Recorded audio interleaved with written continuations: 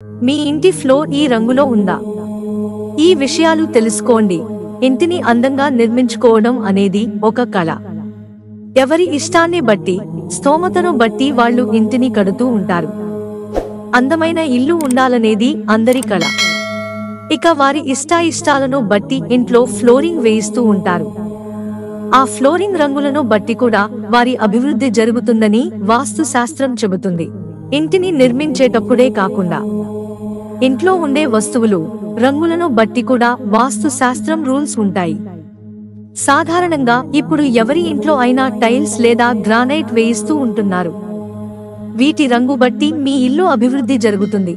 ఇంట్లో నలుపు రాయితో ఫ్లోర్ వేయించుకునేవారు ఎంతో తెలివారు అవుతారట. ఈ ఇంట్లో నివసించే వారు కూడా జీవితంలో త్వరగా అభివృద్ధి చెందుతారని, ఉన్నత స్థానానికి చేరుకుంటారని వాస్తు శాస్త్రం చెబుతుంది.